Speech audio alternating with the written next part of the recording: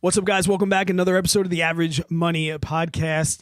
Another co-host. We've been finding it's so much more enjoyable when we're bringing in everybody that's in this community and, bringing people that have followed us and listened to us and inspire us, because we don't always get the opportunity to tell people how much they inspire us. We're dedicating the entire month of May to try and get some people on the podcast that are pretty relatable to all of us and, really show that average part that we can be doing these things and we're not winning lotteries and we're not getting, all this money handed to us. We're working hard and we're finding some goals. If this is your first episode and you are new to the podcast, my name is Brad Finn. I am joined every single week with the one and only JJ Buckner. JJ, how we doing, bud? I think I'm ready for you to hand me that beer. I can't be the only guy not drinking a beer in today's episode. Listen, I'm not a fun forcer. I'm not a fun forcer. Send it over. All right, I'm going to open JJ a beer. JJ, JJ had a little fun last night? I drink some craft beer, man. Sometimes it messes with the stomach if I drink too much of it, but I figured it. I got the co-host. He's drinking one. You're drinking a cold one, so I need to drink a cold one. If you come to New York and stay with Brad Finn, there's a pretty good chance you're going to be drinking? Nah, pretty good chance. I will say that. That is for sure. Cheers to that. I got you a Stella, though. At least I got one of your favorites. Yeah, it's definitely a solid. Aaron, I brought 2 beers down. I said, I can drink 2, but I was kind of hoping that you would have one with us. Aaron, thanks for joining us, bud.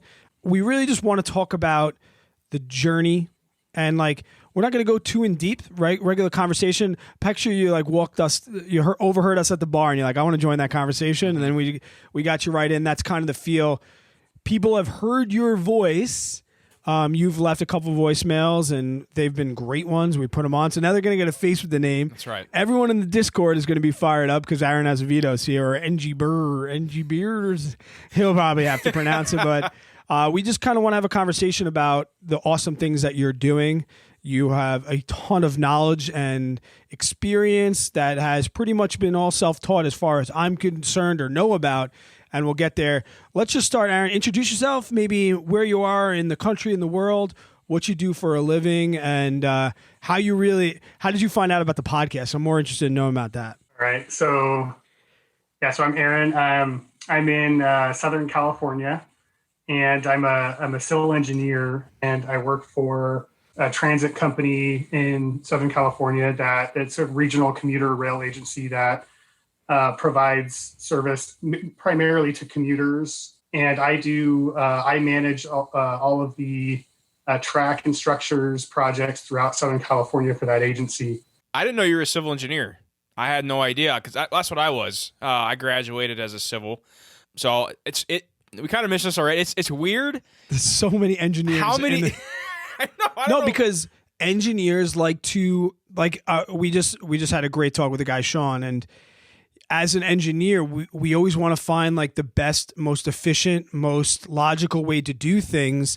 And not that we go out seeking loopholes, but I don't know. How did you get into an interest in money, Aaron? Do you think, are you one of the ones that thinks you're engineering or the way your mind works, or did you have a bad experience with money? How did it get started? So I've always kind of had an interest, even since before I even decided I wanted to be an engineer. So it goes probably all the way back to 8th grade when we did one of those kind of stock market games in math class, and where I think they give you around $10,000 and you have to pick a couple stocks and then track it over the course of, I don't know, a couple months or so. So at the time, I was, my dad was really into the stock market. And so I, asked my dad a couple questions, and I had a couple ideas of what I wanted to do. And what I wanted to do was I wanted to pick one penny stock. We had to pick 2 stocks. I wanted to pick one penny stock, and I wanted to pick one kind of blue chip company. And at the time, this is in the mid 90s, I picked Musicland, which is a company that owned Sam Goody and other kind of it's like a CD warehouse type place, and they've probably gone out of business since then. And the other company I picked was Wells Fargo. And what happened was, so at the time, Musicland was 25 cents a share, and so I picked up $5,000 worth, whatever it was, and I ended up winning the whole competition, the whole school. I beat everybody because because Musicland went up to 75 cents, right? And I looked like a genius. So how did you find Musicland? How did that even come to your thought when you were in 8th grade? How did you pick that? Did you read something? Did you see it in an article? I mean, You probably had one down the street from him. You probably went there a lot. Yeah, so they owned Sam Goody Music, and so there was a Sam Goody in the mall, our local mall that we went to. But it wasn't. It was kind of like going through, like trying to find a cheap stock that I'd heard of, and trying to find a more expensive blue chip stock and kind of compare those two. And for the case of that particular experiment, it ended up working out really well for me. Not that I think I wouldn't recommend that people go out and buy penny stocks. yeah. But I think that kind of caught my attention. And then I had like a paper route in high school, and I worked for my dad in his warehouse. And so I kind of always was working like these side jobs, and I always had like a lot of cash available. And so I always kind of was asking my dad what to do with it. And so I saved a lot of money when I was in kind of junior high and high school. And I ended up using that money to pay my way through college. And so I paid for my own tuition and everything. My parents helped me out with rent, but I paid my way through college and ended up graduating college debt free. And that was a huge accomplishment for me. Did you know, hold on, Aaron, did you know that that's what you were saving your money for? Or were you just a natural born saver and then an opportunity came up to use savings and you did so? So I grew up in a household where we were pretty frugal. So we didn't have like a bunch of toys or hobbies or anything like that in our house. And so it was kind of something that my parents instilled into me that, we save this money for things that are going to be needed down the road, things that are important. And so that was kind of, I knew that money was going to go to something that was going to benefit me in the future. Okay. So it wasn't like you take the money from the paper route and you're like, I am going to be saving this for college. You just were like, I want to be efficient with my savings, and one day a major expense is going to come up. Right. And so that's another trait we see in like natural born savers, and just understanding like there's going to be stuff that I'm going to have to pay for. Yep. Yeah. So you graduate college as a civil engineer. You go from, being a college kid to making a big boy salary. So what happened for you after like you started that first job? Did it kind of, did you take a break? Did you spend some of the money? You're like, hey, let's go enjoy this. I mean, what kind of happened right out of college for you money wise? So I actually worked my whole way through college too. I worked for a small company, and that kind of helped also with kind of some of my normal living expenses. I did kind of my fun kind of YOLO, like, hey, this is what I got to do. I did that actually one summer, I think the summer before my last year in college. I did like a backpacking trip through Europe for 6 weeks. And oh, wow. So went all around and hostel to hostel, all that kind of stuff. Favorite country in Europe? Go. Oh, that's a tough question. I would have stopped the conversation. If we were at a bar, I would have been like, hold on. I gotta know this. Yeah. Or a memory. Oh, man. So this was back in 2004. And there was a couple of highlights, right? So, Germany was awesome, right? The beer in Germany, the food in Germany was great. We happened to go to Europe, though, when Switzerland was having their Zurich Fest, which is a festival they only do every once in a while. And I had, this is before I didn't have a cell phone at the time, right? So, oh, wow. So we show up in Zurich, and there's nowhere to stay. There's no hostels available, no hotels. And we kind of show up there, grab a map, and we're just walking around, and there's just people everywhere. And so we ended up kind of I was with my brother and a couple friends of ours, and we ended up pulling our money together. And we paid the most we paid for any night on our whole trip in the whole 6 weeks in Zurich for that one night. But it was the best time that I've probably ever had. You couldn't really walk up to somebody and be like, hey, what the hell's going on here? Yeah. They would have been like, I mean, it was just wall to wall people everywhere. Wow. In the whole. Were you able to do? Did frugality allow you to do that? How'd you fund that trip as a you said you were working. Once again, you were working and saving. You were working and saving. Yeah, so I worked for this small civil engineering company, and I worked a whole summer. So in California, at least, I'm not sure if they have this in other parts of the country, but they have this thing called prevailing wage. And so I worked a whole summer prevailing wage, and I was just a college kid. My parents were kind of covering my living expenses and stuff. And so all that, it was like $50 an hour, $45 to $50 an hour, and overtime and all that kind of stuff. And it's good money. yeah, I was probably working 12 hours a day for the whole summer, making prevailing wage. And so I saved all that money and used it on the trip. Awesome. I love that, man. That is one thing I wish I could have done is like backpack Europe as like a college kid. Oh, it'd be amazing. And be able to fund it. Oh yeah, so true, man. Not have to rely on like debt or something, or take out student loans to pay for your Europe trip. My parents helped a little bit. They did help a little bit, because they're helping my brother. Yeah. But it's funny too. We hear about this, and then there's none of this that he's talking about has anything to do with retiring early or things like that. You mentioned that your dad had, invested in the stock market. Did you, even to this day, is being frugal, saving money, investing, is it more of a sport, or are you working towards like an early retirement or a FIRE movement? And if so, when did that happen? Like, what was the mindset switch? When did that happen?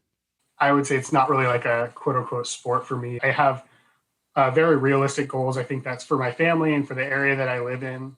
And, I think, me and my wife, we probably do like a quarterly touch base on our kind of expenses and stuff. And overall, I tend to be a little bit more, I was like, do we really have to spend this much money on whatever, birthday parties or whatever, gifts and all that kind of stuff. And at the same time, like, I do want to provide my kids a good and fun upbringing where they're not really worried about, the money so much and all that kind of stuff too. So, I think my goal is to retire kind of around the times that my kids are starting to have their children, right? So that we can be there to help them out when they're really building their careers, kind of be there for them. And, I plan to work. I really love my job. And so I plan to work, while they're, going through high school and college and kind of, working on getting their career set up, helping out with weddings and all that kind of stuff.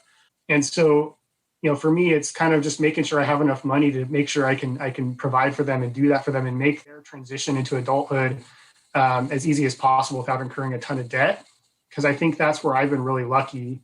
And I want to make sure that I guess it's not really lucky, but that's what I've worked for, and I want to help them on that same path.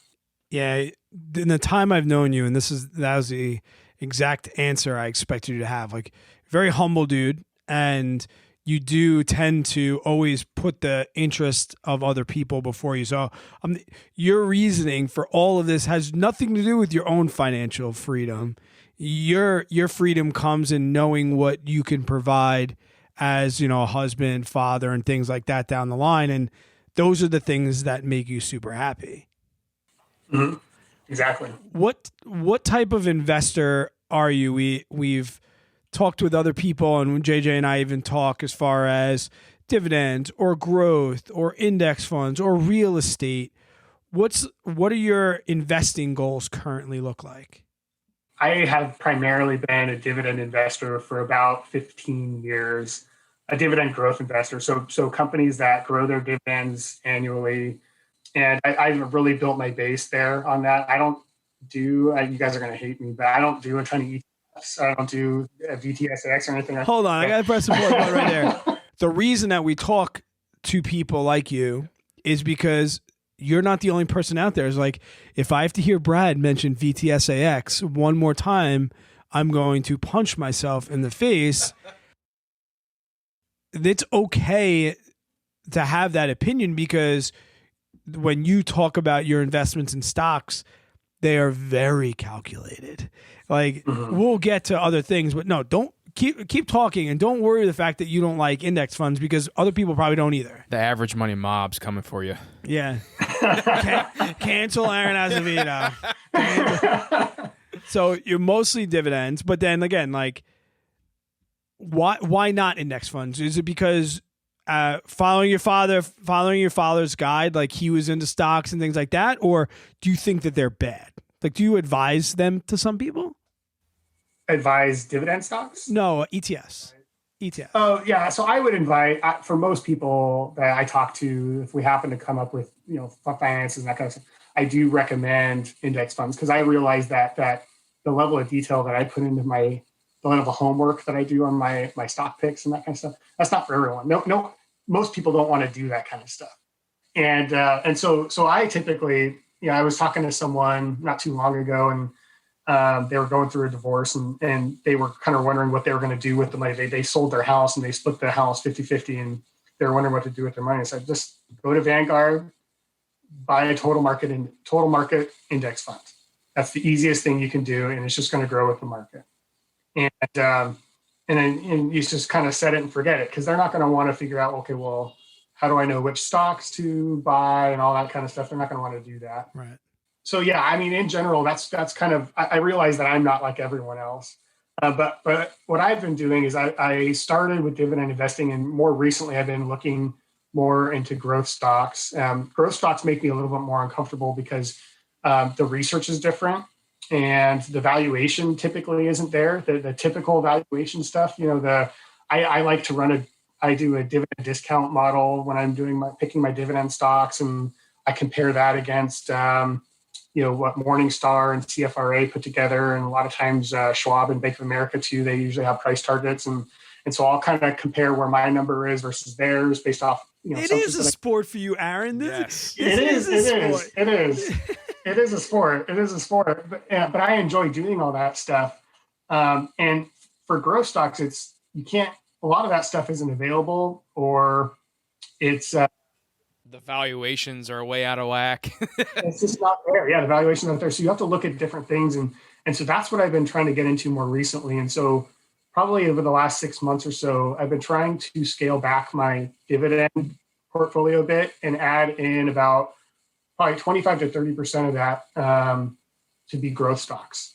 So that's, I keyed in. So this is kind of where Vuzi came in. I started looking into Vuzi about November. I'll give a full disclosure. This is the man that created, at least in my YouTube circle, the Vuzi buzz. When I talk about Vuzi, I am just reiterating what Aaron told me in the DM. Like, so if you have heard Brad Finn or anybody in Discord talk about Vuzi, and you're like, Brad talks about Vuzi, no. Aaron talks about Vuzi. And I remember you told me about Vuzi, and it was at like what, $6-7 or something. We don't even want to know what Aaron's like bases are and stuff like that. And but it's trading at like what, $24 right now? What did it hit on 25? Friday? No, almost 30. It's in the 30s now. It was over the third. It was over my yesterday, but I think it's down to 29 right now. I think Aaron has $2 calls. 2023 $2 call. 250. What do you got? You 250 or something like that? $2.50. Yeah. Oh wow. Yeah. And he doesn't even talk, like he doesn't like post screenshots or nothing. Yeah, Discord. He just kind of, just like anybody talks about Vuzi, he's like, I have something to add. Yeah. I'll tell you about Vuzi. A little something. But Vuzi, because a question that you get in Discord all the time is like, how the hell did you find Vuzi? And it's kind of like an accident, but it is part of that you do. It's a hobby. Like, you really love researching companies. So people are at home like, what? Yeah. But like, I'll talk to buddies that think that I'm nerdy for knowing about 403Bs and 401Ks. But then I ask them about their fantasy sports teams, and they tell me how many times LeBron James pooped this week. I'm like, okay, bud. Like, That's so true, though. I mean, that's so true. So, okay, you got the dividend investing that sounds like you've been working on for a while. Did you have a goal? Like, why did you pick dividends in the first place? Was it kind of the thought process that a lot of dividend investors have? Like, down the road, I don't want to take capital off the table. I want to let it keep growing. I'm going to live off dividends and let that be it.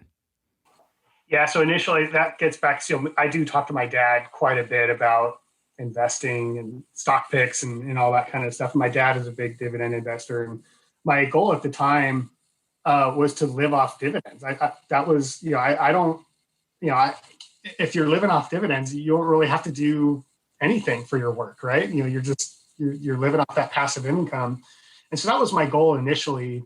I think more recently, I've realized that I could probably be a little bit more aggressive with my investing while still having that solid base. And so I think what I'm looking at now is probably trying to build my account up quicker and then kind of shift that money over to dividends over time. So you're trying to grow capital, and then when you're ready to slow down and live off dividends, you'll sell, you'll realize some gains, you'll pay some taxes, but then it kind of like how we'll hear people shift from stocks to bonds. you essentially want to shift from growth stocks to dividend stocks. Yeah. And I know that you have a very, well, used to be firm. I think you've loosened it up a little bit. A firm 10% rule. Your portfolio, a company cannot exceed 10%, 5%. It's 5%. It's, 5%. So I how have many stocks loosened it. how many stocks do you except for Vuzi? How many stocks do you manage in that? Because essentially, to have 5%, you have to have a ton of stocks to be able to do so. How many stocks are you analyzing like this with that a great amount of detail? Initially, when I first started doing this, that was the big crunch, right? And so a lot of the stocks that I invested in early on, right now, it's just kind of maintenance on those, making sure nothing major has changed. Like, for example, Pepsi, for example, right? So Pepsi's one of my dividend stocks. Pepsi really isn't going to change much year over year. We just want to make sure that they're still steadily growing, that nothing major's happened that's going to prevent them from paying out their dividend or growing it every year. And I personally, Pepsi has such a wide moat that, it's. There's not a ton of detail going to those. You're not paying a ton of detail to those.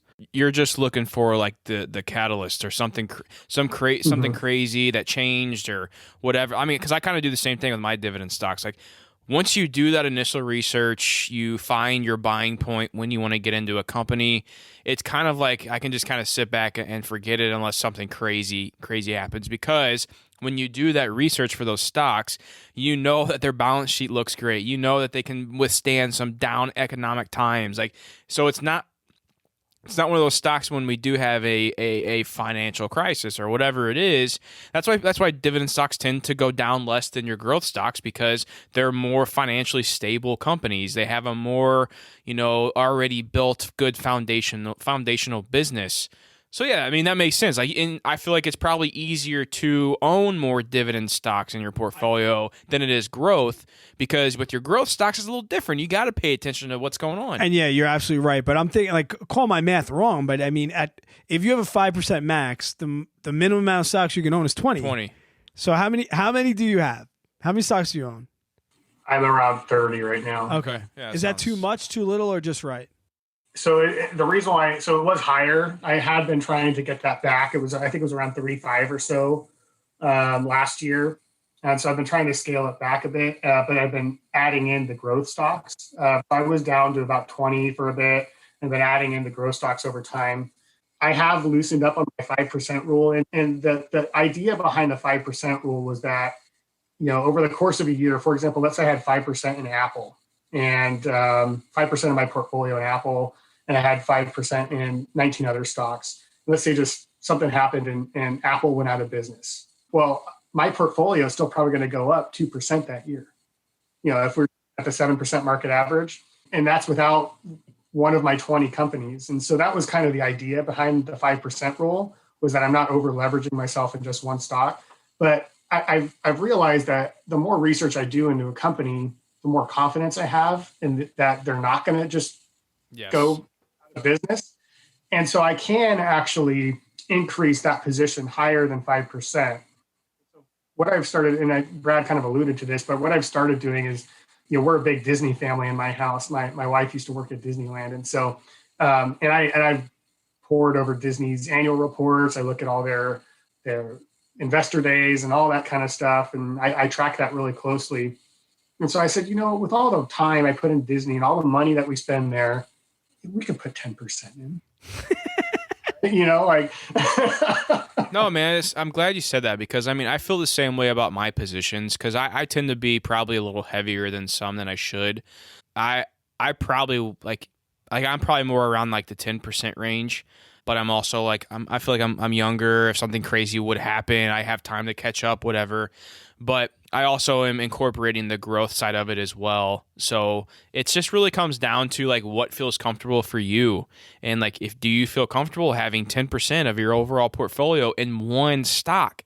That could, and of course, and you kind of said this already, but that 10% I have in that stock, I've done my research enough to know something crazy has to happen in order for this company to just completely fall off the face of the earth. And I know that I'm not like a I love rules and stuff, but I think like having like a 5% rule is very, okay, you create that standard, but then you have to, change that according to you.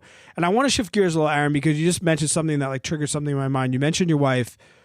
What relationship with money or the journey of your money does your wife have? And I mean it in a sense where JJ and I, our wives kind of like let us take the reins a little bit and they kind of trust our knowledge. And does she know like what a money nerd you are? And what you mentioned also too, that you have like quarterly meetings to discuss money.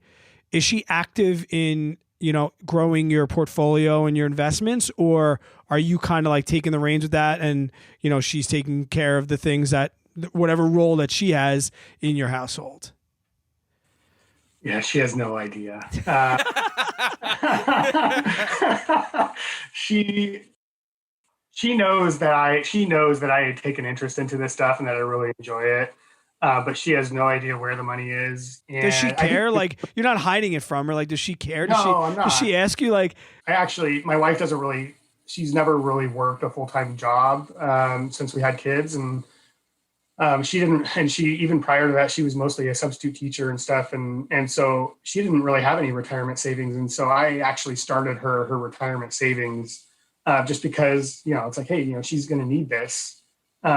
And so she trusts me to just, take care of it. The thing is, and I think this is kind of back to a couple of the voicemail questions, with the family stuff, is that, I think what I need to do is and I'm working on this, is get the will set up. I haven't finalized everything on that.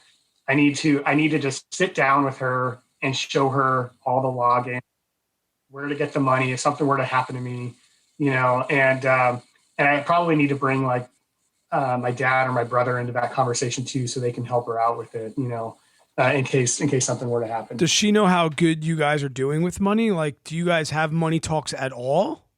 Like, does she know, wow, you own 20 plus stocks in this company, and oh wow, you invest this much money? Or is like money just autopilot with you and she's okay with that because she's taking care of her responsibilities? I would say that she's in a position where she hasn't really needed to care because I'm so good with the money. Okay.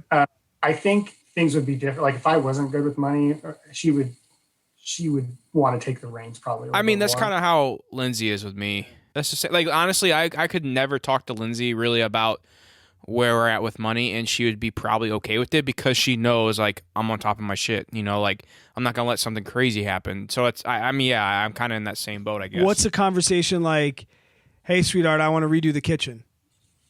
What does that sound like? Yeah. So, oh God, this is where I'm the bad guy, right? Because I probably am too. Me too. Yeah. We have a half-done bathroom right now because I want to spend the money to do the whole bathroom all at once. So, is it usable at least? Yeah, it's usable. Okay. It's usable. Yeah. There's no tile or countertops anywhere. But you can take a shower and take a piss. So. That's all that matters. So we're getting the bathroom done, and so it actually just came up recently with the kitchen, and so we're gonna get our bathroom finished off this year. And she goes, "Oh, I really want to do the countertops in the kitchen." And I'm like, "Why? Why do you add something? Like I just agreed to the bathroom. You always add something." And then like we literally had that conversation. I think like the day you guys released the money about what you were splurging on, and I did a kitchen. Oh man, Brad did a kitchen. Oh man. And so then I was like, what? Brad did a kitchen. We have the money there. Let's just do the counter. So we're going to do the countertops too. And do you have early retirement talks? Like, are you guys a fire person? Are you fire people? No, I mean, I've told my wife that I don't want to work my current job until I'm like 65 or anything, but she doesn't quite like fully understand that either. And my job is a little tricky too, because I'm a government employee. And so I have a pension, which has a defined benefit plan. So it's a little bit different. I want to be set up enough. I think you guys mentioned this on Friday's episode. I want to be set up enough where I don't even need that defined benefit plan to live. And I'm well on track to do that. But that's basically going to be icing on top. another thing that we talk about and JJ loves, real estate. Do you have any interest in investing in real estate, or are you primarily thinking you're a stock kind of guy? I think prior to like this year, I have been looking into it. Prior to this year, I was like, I don't want to be a landlord. But then I kind of realized after listening to you guys and listening to a few others, and that you don't really have to be a landlord to be involved in real estate. The only problem is I'm kind of very hands-on. Like I'm a project manager and stuff, and so the idea of buying somewhere out of state that I don't really get a chance to see or something kind of weirds me out. That's me. Yeah. No, you're talking my language. Someone on the other side that I trust and stuff. So I have a buddy in New Mexico. I've been potentially kind of throwing around ideas of maybe looking at a place in Albuquerque. But again, I have a really hard time with it. Do it. So hold up. This is speaking my language here. Like I'm the same way, man. I'm a hands-on type of guy. Was a project manager beforehand, so like I understand that. I know where you're coming from. I'm always the guy that's like, if I got something broke in the house, I'm gonna be like, hey, I'll fix it first before I hire somebody. And if I can't do it or I mess it up even more, then I'll call somebody. But I kind of struggle with that when I first started with the whole rental prospect thing. Is I'm like, well, why don't I just buy one where I'm living and I can take care of it? One, I don't have to worry about paying somebody. Two, I can take care of my own issues and I can manage it how I want to manage it because there's nobody else who can do it better than me. But I realized how not having to spend any money, not having to spend any time rather on worrying about that investment. I'm also the type of guy where it's like, if it's in my backyard, I look at it every day. If it's 4 or 5, hours away, I'm never going to worry about it because it's not my backyard. I can't drive by and make sure the grass is cut to my standards and make sure they, fixed whatever they were supposed to. We've talked about that where I don't want to see my investment. Yes. I don't want to worry about that conflict or, if they don't do things a little bit out of sight, out of mind. Yeah. And I also want to say this too, though, like, and I understand that like hesitancy of like wanting to maybe think about it. And I don't know if I want to take the jump or whatever and trusting somebody, but really what it boils down to is like, sometimes you just got to take a risk. Like sometimes you just have to try it out. And if it doesn't work, it's okay if you lose one time. Like I see Aaron more as like a hard money type of lender, where like you can vet people and you can kind of see people. Am I right there? Like you'd be more willing to be like, I would rather see a mathematical return on my money and know what it's being used for than having a place, or what? I've been dumping a lot of my money into the stock market because that's no, and so it's been hard for me to kind of shift that, and I think I do need to diversify a bit. I do own I don't own my account. I have a mortgage on my current house, but I have a substantial amount of equity in it. I'm in Southern California. I could never buy a rental property here in SoCal. I don't think. My opportunity to do that probably would have been when we moved into this current house. We could have I decided to sell my last house. We probably, in hindsight, could have rented that out. Story of my life. You're not the only person that feels like that. I drive by my old house and I'm like, oh my God, what an idiot. You mentioned a mortgage, Aaron. Like, are you guys attack the mortgage type of people? I have a 2.75%. My mortgage is my largest expense by a lot. And so it's one of those things, like if I can afford an extra $1,000 a month, I'd rather dump that in the market and get, 7 to 10% on it. So but it's strictly mathematical for you at this point. So you wouldn't feel any different way if your mortgage was paid off right now? I mean, I would love to have the burden of my mortgage off my shoulders. Okay. You would rather see the return on your money than because he's not necessarily looking to retire early either. Too, like you have a pretty at least secure job and I think this is kind of a similar position to me. I don't attack my mortgage because I don't feel A, that need of urgency, and B, the mathematics behind it. And I'm not trying to quote retire early, where I think that that mindset's allowed to change. Like he's probably in a position where if there was a gun to his head and he needed to pay his mortgage off, he could probably make it happen in 3 to 5 business days. Am I wrong? The whole thing? I could do it, I guess. But it would but it would sting. It would only sting him because he would know about the potential losses that he'd be losing in the market. Yeah, it would sting.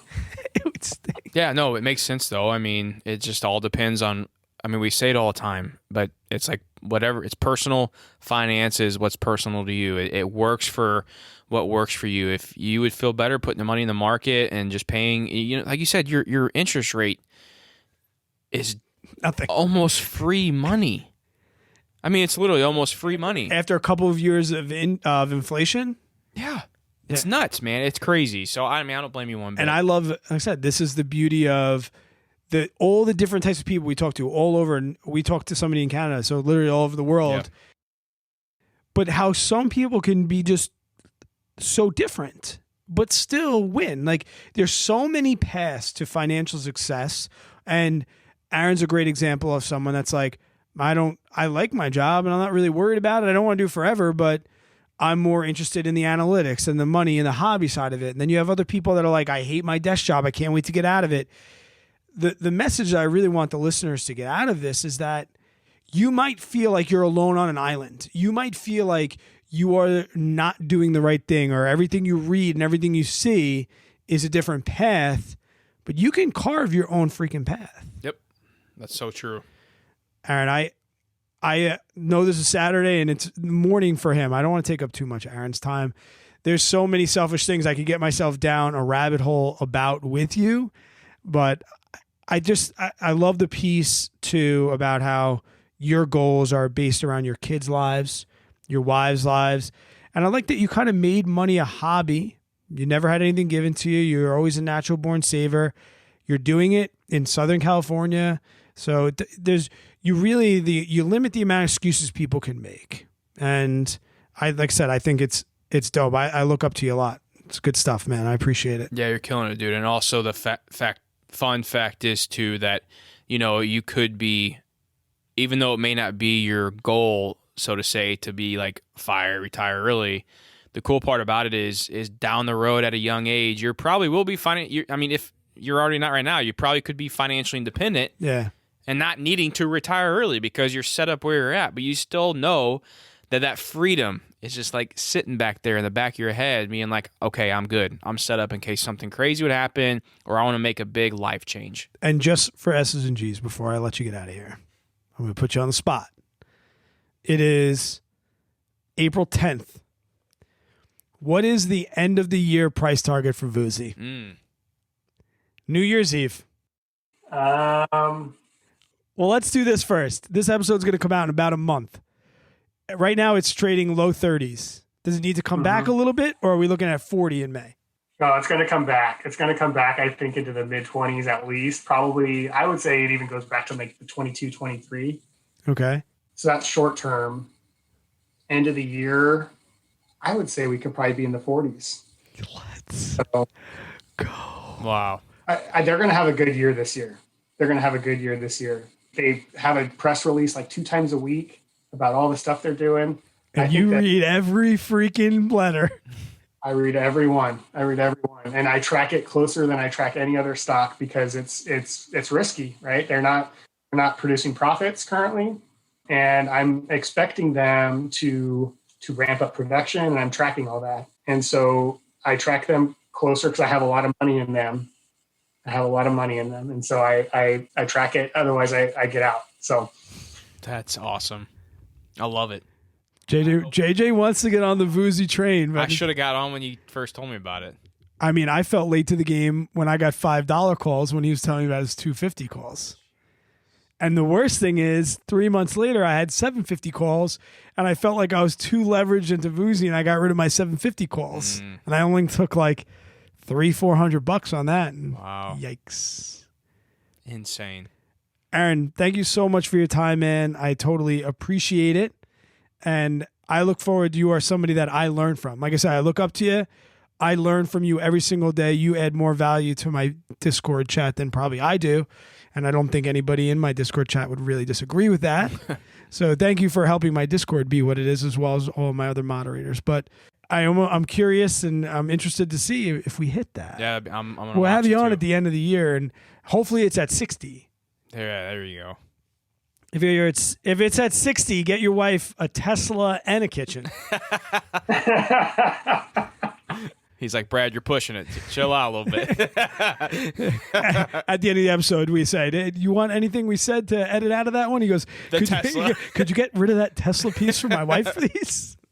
Aaron, hey, we appreciate it big time, man. Really taking your morning and coming on and telling your story. It means a lot. You're killing it, dude. And thank you also. He hit up one of our sponsors, Tavor, from last month, and awesome. He's got some Dubco beer coming in the mail. Let's go, baby. Yeah. All right, Aaron. Thank you so much, man. Appreciate your time. Guys, anybody else that is enjoying this episode, hop in the Discord. Talk to Aaron, and he's also in the Average Money Discord too. He's one of the Patreon members in the Average Money Discord as well. I also want to say this: if you guys do have a FI story, you're working towards financial independence, retire early, hit Brad or I up on Instagram. Mention say something in the Facebook page or the Discord or whatever it may be. Hit us up and let us know you have a story. We may bring you on the podcast. Yeah, because we were focusing on doing this in May, and if we, just like the voicemails, if we are here for the community, yeah, and we sometimes wish we can go back into the shadows and be just a quieter part of the community, but also realize the opportunity that we've been given to showcase Aaron's story and see what he's doing. Till we catch you guys on the next one, please take care of yourselves. Cheers.